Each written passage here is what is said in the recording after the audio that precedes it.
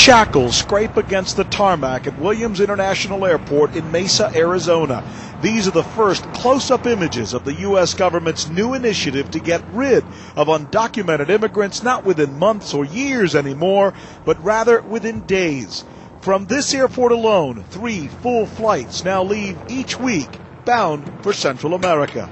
It's now 7:30 in the morning. We're about a half hour from Wheels Up on this MD-83 that's going to literally remove 110 immigrants from the United States. The expedited removal program began last September, but because there are so many undocumented immigrants, the number of flights, not just from here in Arizona, but nationally, have already been increased to 12 a week.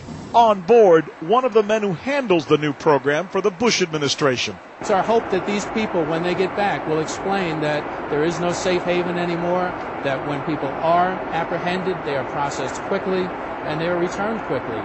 But is the message getting through? On board, we find immigrants separated by 2 classifications: criminal aliens whose crimes range from heroin smuggling, murder, and petty offenses, to those whose only crime is being in the country illegally. An hour into the flight, we find Marlon Vargas, a 23-year-old with a boyish grin who says he came to the U.S. because he was hungry. Is this the first time you try to come to the United States? ¿Esta es la primera vez que tú tratas de entrar a los Estados Unidos? No. No? ¿Cuántas veces? How many times? 7 veces. 7 times. Then there's Jose Membrero, a criminal alien who admits to a rap sheet that dates back to 1991 with crimes that include selling drugs, domestic violence, parole violations, and finally a DUI arrest that's now getting him deported. Although not a citizen, Membrero was in the U.S. legally. He's lived in Colorado for 19 years and speaks English with hardly a trace of a Spanish accent. You feel like you blew it? Yep. It's now about noon, and the flight dubbed Con Air is maneuvering the tricky approach through the mountains into the capital city of Tegucigalpa. Nos sentimos contentos de su presencia. Once on the ground, they're welcomed by Honduran immigration officials, using the plane's PA to tell them they're happy to have them back. At the Refugee Return and Welcome Center, Membrero, remember he's the one with the long rap sheet, clears immigration and Interpol almost immediately. However, Marlon Vargas has a problem. Honduran officials spot his tattoos and question him about gang activity. MS-13 is a very dangerous gang. Esta es una ganga muy peligrosa en los Estados Unidos. Aquí también. Here as well, says the police official, who decides Vargas's tattoo is not a gang logo after all.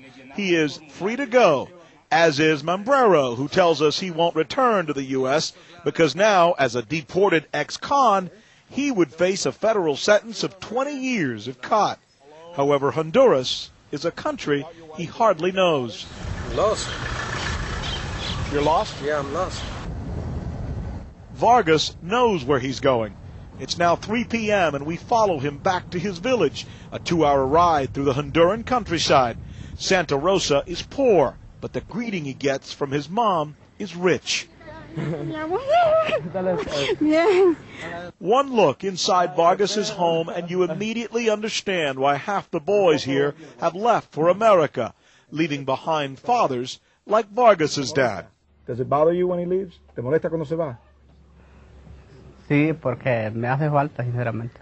I need him, says Tomas Vargas, who tells me he only makes $3 a day, shows me his empty cupboards, the holes in his roof, and his next meal, and every meal, beans and corn. To say that life is hard here in Santa Rosa would be an understatement. For running water, for example, you have to go outside. That's if it worked. Like this squeaky faucet, everyone seems to agree U.S. immigration policy is in disrepair. Will this newest initiative fix it? That's up to Marlon Vargas and tens of thousands like him. If it was easier to get in, would you go back? Probably. Yeah? Yeah, that's it. But they're making it harder now. That's it hard now. Más difícil. Más difícil. Vargas plans instead to join the Honduran military. But his is just one story, a snapshot of one family, one village, where America's immigration dilemma begins. Rick Sanchez, CNN, Santa Rosa, Honduras.